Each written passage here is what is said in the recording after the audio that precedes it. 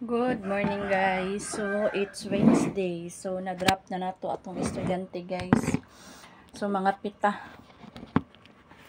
Mainit ta guys. So nakoy sliced bread with peanut butter. Kape. So katulgon ko guys ng api ko. 4 hours ra gyud akong tulog. So mga pisa ta guys. So tapos na ako magluto ng almusal.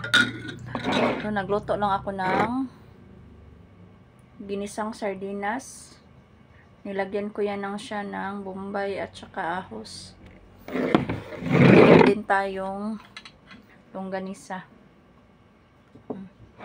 Sa'yo kahit ta nagluto para sa ating estudyante. Para makapamahang. So iba na talagang kabataan ngayon. So noon guys, alam nyo, nung nag-aral ako guys, sayo gid ko mo mata. So wala na pagmata sa kong mama, nanay pagkaon. Yung mga bata ngayon marami extra curriculum, marami extra curriculum. Silpon lang. Parang simple lang buhay ba? Parang walang sacrifice. Palagi lang naka-cellphone.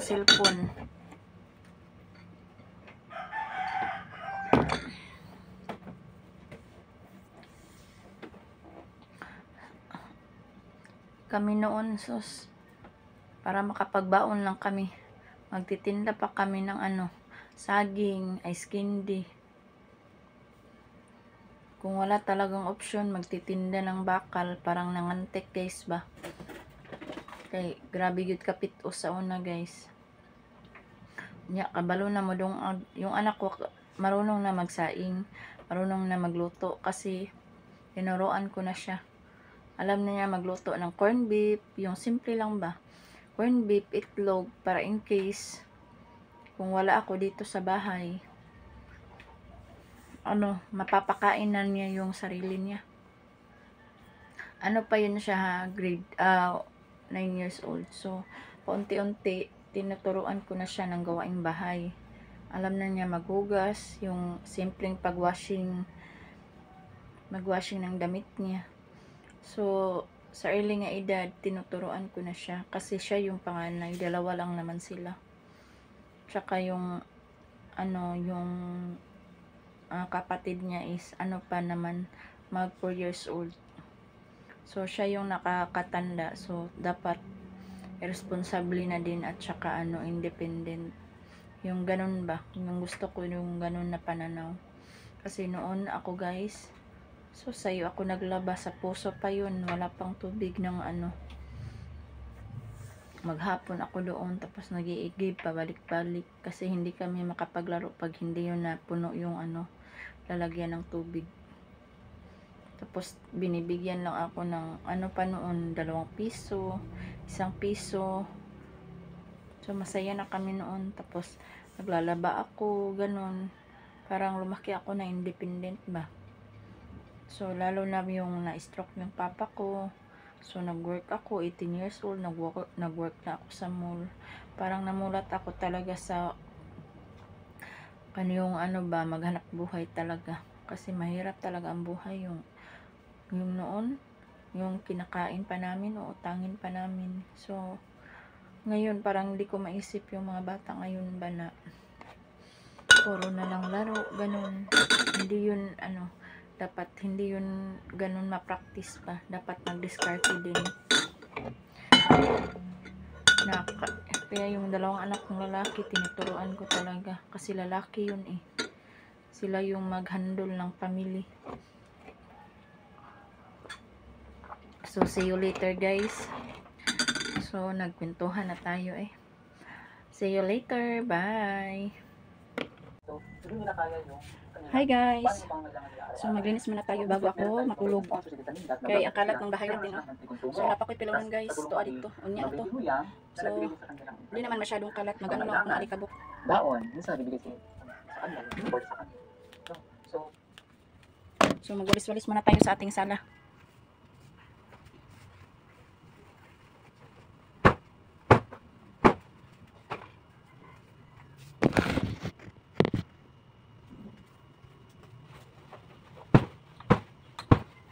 So, marami pang tupiin. Oh, mamaya na naman yan.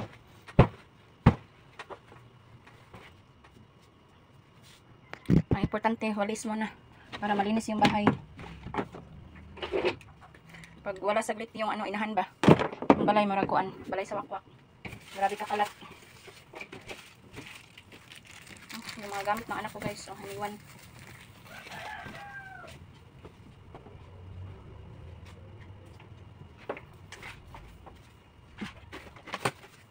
So maglinis lang tayo ng konti.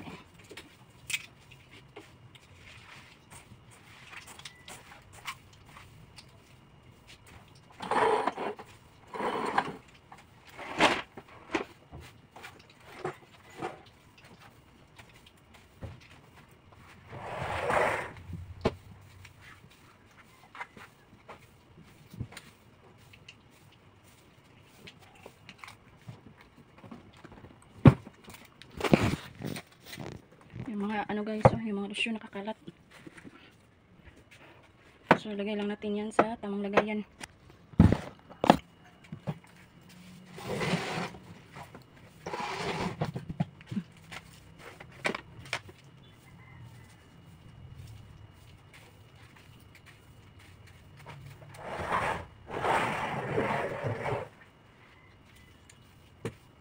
Sensya na talaga kayo guys kasi ako lang magkamera-kamera sa aking sarili.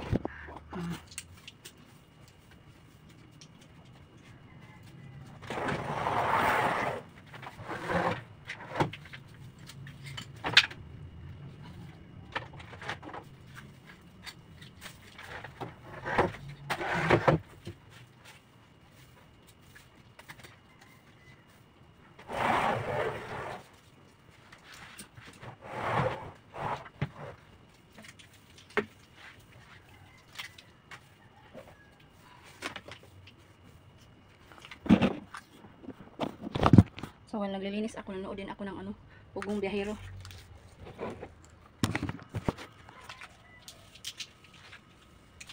Yung mga laruan ng anak ko nasa ilalim ng ano, sa ilalim ng upuan.